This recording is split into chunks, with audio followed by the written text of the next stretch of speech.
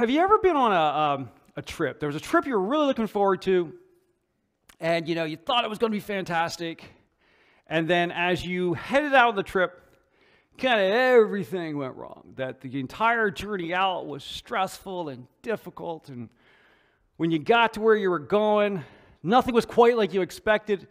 That was stressful and difficult. And then as you tried to go home, again, it's just kind of a mess. There's too much traffic, there are travel problems, all those things keep stacking up. And so that thing that you were looking so forward to just kind of let you down. It wasn't what you would hope to be. Now, we do that and we experience that in travels and vacations. I think we've all had something like that. But it's one thing when it's a trip. But what happens if life starts to feel that way? As I was writing this, I was reflecting back on many years ago, a time in my life, kind of before Bonnie and I were together.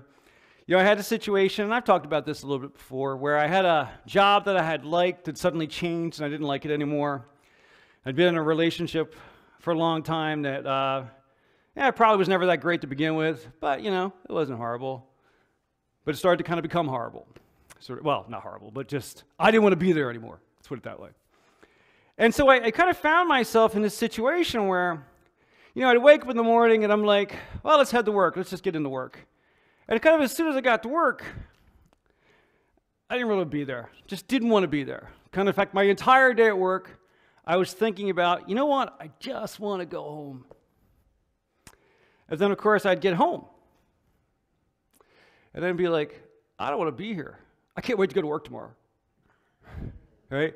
And so every day was, wherever I'm not is where I want to be. Now, what does that come down to? Right? What happens there? Right? Because I think that all of us feel at least a little bit like that sometimes. Many of us may feel like that much of the time. And I bet some of us feel like that right now. That there is no sense of comfort. There's no place I quite want to be. That no matter where I think is going to make me feel better, when I get there, I don't really feel any better. And I think what that comes down to is that there's this sense that kind of no place is home. Like reflecting back on kind of my situation, many years ago, was that, I had an apartment, I had a place to go, right? I had a house, so to speak, but it never felt like home, right? Because home is that place where you can be yourself, you can be comfortable, you're kind of accepted.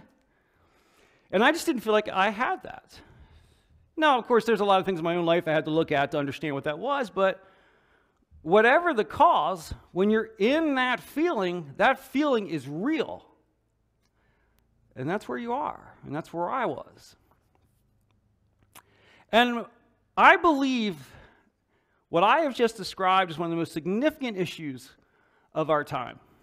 I think we live in a time where people feel lost and lonely in a way people never have before. That people have this kind of chronic sense of dissatisfaction. And maybe there are personal things they can look at, but also maybe there are very real things going on that are creating that. Because everything is different, right? Everything's a little bit harder. Jobs don't tend to pay as well. Lots of uncertainty in life. And so what you end up with is this kind of interesting scenario where you've kind of got loneliness and dissatisfaction against kind of all age groups. But if you move to what I'll say younger adults, and honestly, I think younger adult is probably under 60 sort of thing, or under 50, that sort of thing, that for people in that age group, there's this trend rising up, which I find quite amazing, is that so many people in this cohort are incredibly stressed out while also being bored. In the sense that there's this constant stress weighing on you, whatever that stress may be, while at the same time, nothing quite feels satisfying. We have a whole bunch of people who never quite feel at home anywhere. And as I think about this idea of the church, and as we started talking about the local church last week, I think one of the key responsibilities of the local church is in helping people finding home. That the church should be a place where people find home. Those who are already here, and those who aren't here yet. Because remember that last week when we kind of kicked off this idea about the important role of the local church. And we talked about some of the things we could do. And the thing that I believe is that there is no greater opportunity to make a difference in a community than a local church. Because if we think about it, right, we live in a time where there are, some of the best speakers in the world are on the internet. Some of the best ministers in the world, the most engaging ministers in the world are on the internet. So you can grab that anywhere. Right? Some of the best singers and musicians in the world are on the internet. So you can find those things anywhere, but what you can't find anywhere is that personal connection, that chance to come together, to be with other people, to share life for real. That's the thing the local church does uniquely. And so that presents incredible opportunity for the local church to make a region, a community better. But although it's a fantastic opportunity, it is not an easy thing to do. There are many parts to trying to do that. The reality is that there are many challenges to trying to do that. Now, I believe that we are on the road to doing that better and better. As we kind of talked about last week, some of the new things we've added this year, as we go into next year, we'll do more and more new things. But the key is that our role as the local church is to help improve our community. Now, I believe that one of the greatest ways to improve a community, to give people a better life, is to help people come to know God and be in a relationship with God.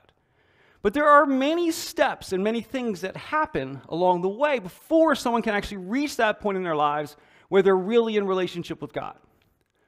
Now, last week, we talked about some of the key things we can do, right? We talked about this idea of being the light, right? The kind of outreach that we can do. And we talked about the fact that when we come together as a collective, as the church, to do the things that we can uniquely do as a group, Jesus described that as being a shining city or shining town on a hill. And we talked about the fact that you would have these, in that first century, these white limestone buildings on top of a brown hilltop with the sun shining off of it, and that would draw people to it. That's how Jesus describes the church as it serves its community. But we also talked about the good that individuals can do, because there are things that you can uniquely do as an individual, a chance to step into people's lives and be there personally with people. And Jesus described that in what I think is an even more amazing way, because he talked about a dark room filled with people. And everyone could be sitting in darkness. But if just one person lit a light, that light shined for everyone in the room. That's the sort of things that we do as we reach out and do good throughout our communities as best we can. And the thing is that gives us a chance to begin investing in people. It gives us a chance to help people kind of get over the humps and bumps of life. When people get stuck in a hole, it helps us, or we can help them to get out of that. That those are those moments that we get to help someone's life be a little bit easier. And as we talked about last week, as we do that, we want to be sure to be willing to point back towards Jesus or God in the process. In other words, do the good that you can, show up, be present. And then we talked about what we could do, that if you're comfortable talking about Jesus, talk about Jesus. If you're not comfortable talking about Jesus, talk about God. If you're not comfortable talking about God, just talk about your church. Right? It's a chance to do good while pointing back towards God. The thing is that doing things like that is really important, but it's also important to understand that is actually just a first step. That when we help people and we can make a difference in their life, we want to get people through the hard times, but we do want people to have a relationship with God, to have that kind of, that way that things just change when we're connected to God, when we're listening for God's guidance, when we're willing to step out as God leads us to. So what that means is that as important as it is to point people towards God or towards church, we can't expect that to be enough. Because in most cases, it takes people a long time to develop a relationship with God. I mean, it oftentimes takes people years to begin to do that. And so if all we ever do is say, hey, it's over there, and walk away, most people are never going to quite get there. So one of the key responsibilities, I believe, of the church is to not just point the way, but to help people find that relationship. In other words, we should be helping people to see the church, the local church, as a home. Local church should be that home for people. Now, I think for many of us, the church does feel like home. If you've been in church your whole life, or even you've been in church for a while, there is kind of this connection in home that we find in church. But if that's you, that's me, then we should be the ones helping other people to find that. Because, as we talk about this idea of people finding church as a home, I love the imagery of this picture.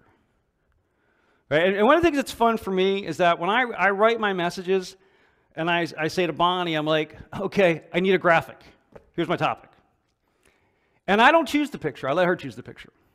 And she puts this together for me.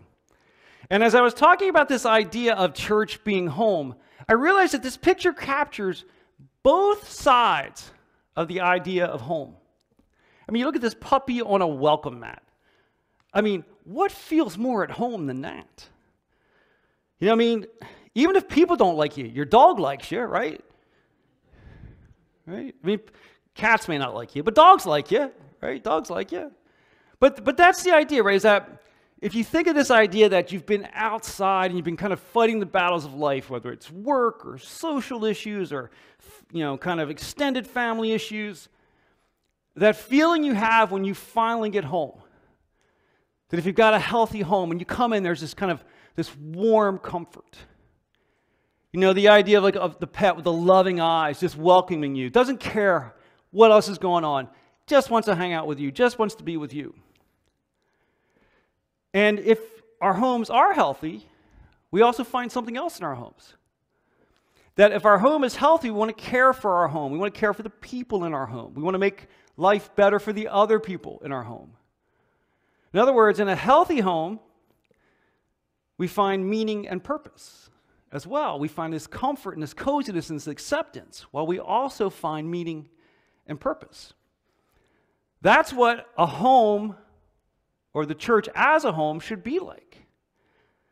So just as God loves and accepts us, we embrace that and we have that for one another as well. So that's the one side that this picture represents, that idea that you are coming home.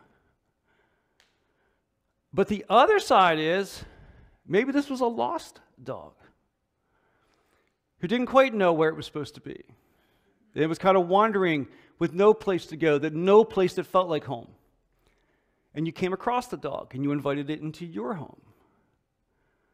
And suddenly, with a simple invitation, you've changed everything for this puppy. Well, that's part of what we're supposed to be doing as well as the church. For the folks out there who don't have that relationship with God, or maybe that relationship has grown stale, or maybe, just maybe, they've been hurt by the church. And they don't even know what a healthy church home looks like. Well, that's where we're supposed to be, welcoming them in and allowing them, or I guess what I'd say is embracing them and being part of that whole walk with them.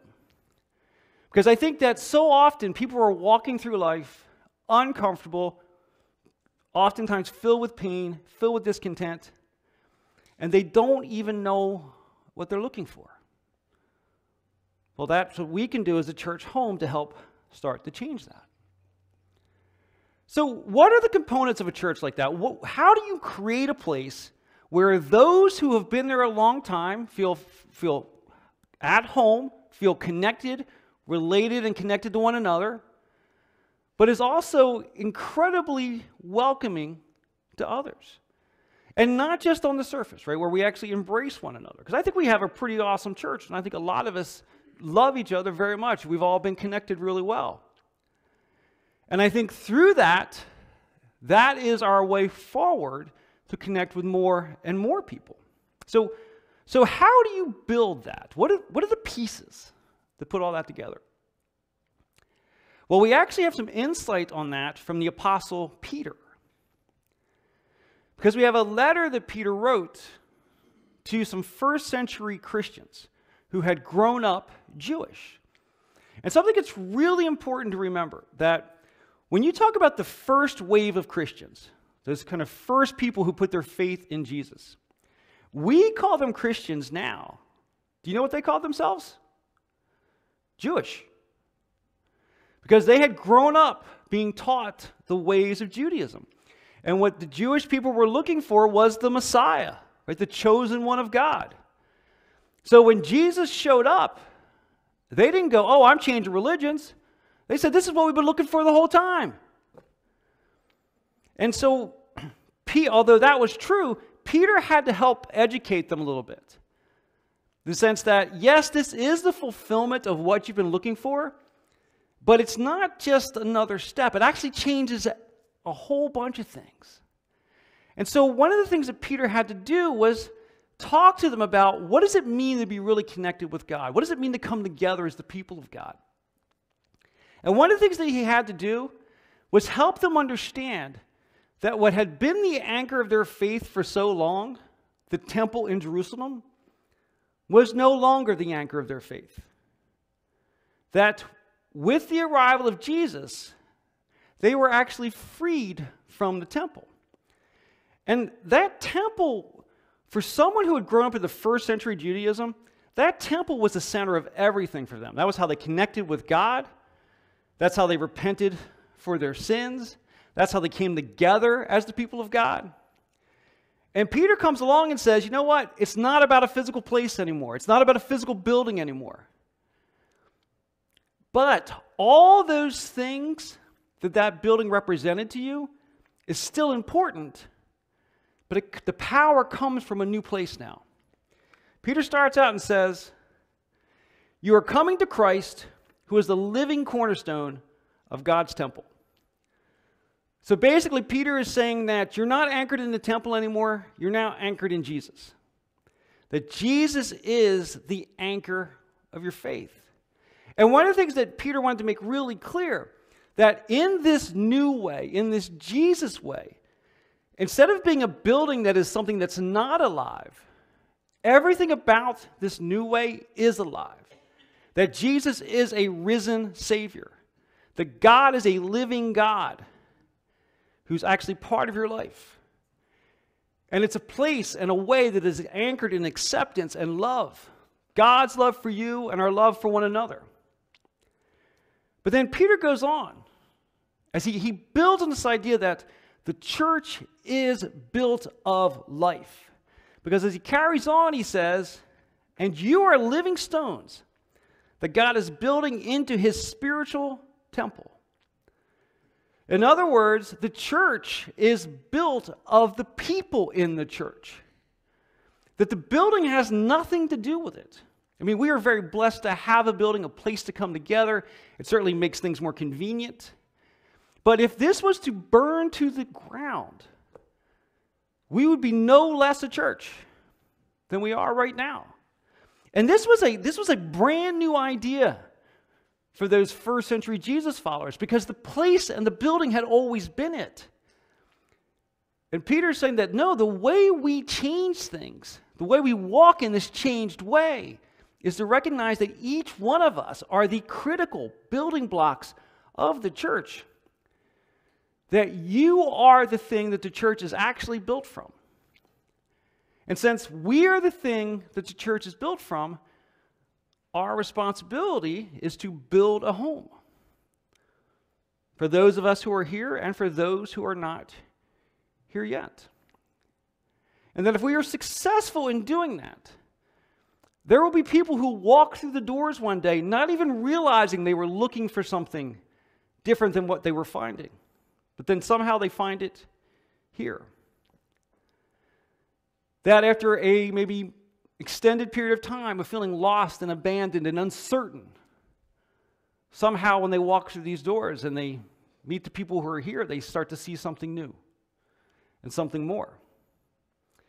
And that just as we find meaning and purpose as part of the church, as we lift others up, they find love and acceptance and then find meaning and purpose.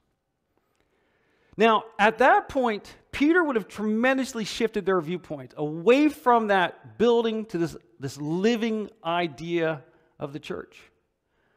But he doesn't stop there, because he makes another key point, that although, yes, the church is built up of us, each of us have a really important role beyond being the building blocks of the church. Because as he carries on, he says, you are a chosen people. You are royal priests, a holy nation, God's very own possession. Now, the language he's using there would have been very familiar to those first century Christians, because they were used to hearing Israel described that way. And what Peter is saying here is that you have a critical role, that you are God's very own possession. You are his family. And as we see that language there of a holy nation, right? That's not about nationalism, as some people try to claim it is. What it's saying is that we are one people together, a loving, accepting people of God. But the point that he starts with, that you are a royal priesthood, they couldn't even imagine that. Because being referred to as a priest would have been miles outside of where they expected to be, because when they had grown up, the priests were very specially selected people. That the priests were these people who were responsible for the spiritual well-being of the people in the temple. That the priests were people who held a special place in God's plan to connect humanity to him. The priests were the ones who actually helped people connect to God. And Peter's saying, yes, that's exactly what a priest does. And that's what you are. And that's what I am. That it's not a priest in the sense of being a special position inside of a church. A priest is about being the followers of Jesus, followers of God, and accepting that responsibility to actually make a difference in other people's lives. That each of us have a responsibility to help people connect with God. And although pointing people in the right direction is a starting point, we also have a responsibility to walk with people, to spend time with people. Because over the years, this idea has risen up that Jesus never ever mentions. That this idea rose up somewhere along the way, that if you could meet somebody and you could convince them to say a special prayer or take a special action, that suddenly the whole way was cleared. They were done. Jesus never said that. Jesus said that our relationship with God is a walk, and we get closer to it, and we can't send out people alone, and we walk with them. And then as Peter finishes up this discussion about being the living church and being the priests and being called to actually help people find a deeper relationship with God, he tells us how we are to do that. He says, as a result, you can show others the goodness of God, for he called you out of darkness into his wonderful light. In other words, Peter's point is that the way we help people develop a relationship with God is by being real. But by not pretending that everything is okay and not pretending like we have it all figured out. Because what Peter is saying is that we want to call out God's goodness, right? In other words, we want to point to what God has done for us. And as he says this point here about, for he called you out of darkness into his wonderful light. In other words, we have all had times in our lives where we are stuck, where something's got a hold of us that we don't want to have a hold of us. We're living our lives in a way we don't want to live. We might be connected to a substance or other issue that is pulling us down. And we don't pretend those things didn't happen. We acknowledge that they happened. And at the right time, we're willing to share that those things have happened. And we be honest with people. And we say, this is where I was. But as God stepped into my life, and the people who love God stepped into my life, I was able to get free of that. That's what we are called to do. Be open and honest about what God has done in our lives. And recognize that it doesn't happen in an instant, that it happens over time. So, how do we do that? How do we show people that God loves them and accepts them? How do we get the opportunity to spend enough time with people to get to this point, right? Because you don't walk in the first day and blurt out every bad thing that happened in your life. People move far away from you when that happens, right? Right? You got to build a relationship with someone. You got to get to know someone before you get to kind of heavy things like that. So how do we get to that place? Well, take the next step. Right? Just like we talked about last week, that we be willing to help people when we can, be willing to talk about things like our church or our relationship with God. But then the next step is invite someone to church. Right? As our church grows and kind of expands and as we do new things, right, we all have to be part of doing that. Right? You all have relationships with people that I don't have. You know, we all need to be willing to be out there and talking to people and inviting them. Because I really believe that this church is a truly special place.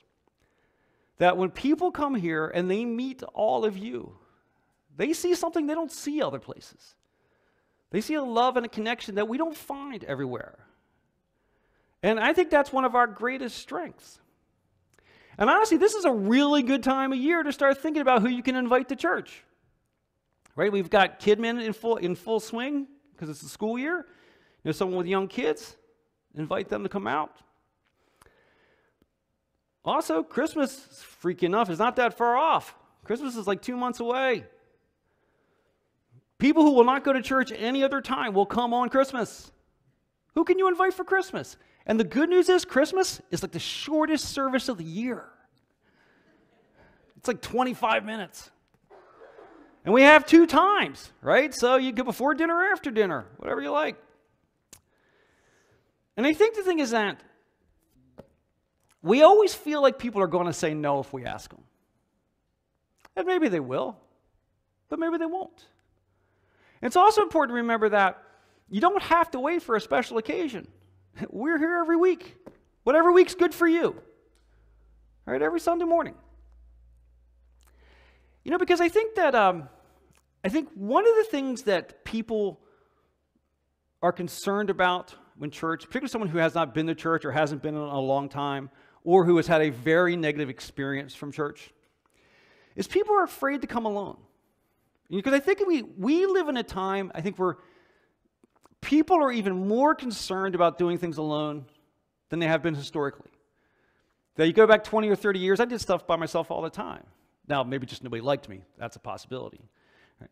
These are the jokes. These are as good as they get, right? These are the jokes, right? These are as good as they get. But the point is that I used to do things alone all the time. I used to travel for work. I'd go to a movie by myself, that kind of stuff. It feels to me like people are less willing to do that. So how do you overcome that? Invite them to go with you. In other words, don't come to my church, but hey, I'll go with you. I'll pick you up. I'll meet you at the front door. So people aren't walking in alone. But also recognize that church services are not the only thing we can invite people to. Right? We've got a bunch of things going on. Right? We've got Halloween Jam next Monday. If you're volunteer for Halloween Jam, invite a friend to come out and help out with you. Or next month, we'll do the work to build the Thanksgiving baskets. If you're coming out, invite a friend to come out with you. I mean, those are fantastic opportunities, right? There's no churchy expectation. We're doing something productive. And it's a chance to talk to people and get to know people and connect with people. My friends, you are the church. You are the church in every aspect. You are literally the thing the church is built out of. And you are the ones that God has entrusted to bring people to know Him. You are His royal priests. Which means that you have the power to change lives. You have the power to change lives in a way that few people can. You have the power to bring hope and bring healing into hurting lives. We do that through love and acceptance. We have that power. Jesus has granted us that power. That's exactly what Peter is describing in these few verses. But we can only do what the power enables us to do if we're willing to accept the invitation to be part of it. So let's embrace that. Right? The power that God gives us is power fueled by love, fueled by acceptance, fueled by your story. Because it just might be the very thing that held you down at one point might be the story that changes someone else's life. Because you know what? They think they're the only person going through it. Whatever you have been through, God already accepts you. God already loves you. Be willing to share that with someone else at the right time. Because you hold the key for someone to recognize that God is not judging them for their mistakes, but instead loves them and accepts them for what they've been through and who they are. My friends, I believe that God is on the move in this community. I believe that God is building his church. Because Jesus told us that we didn't have to build his church. Jesus said that he would build his church. And he invites us to be part of what he's doing there. What we have to do is accept the invitation.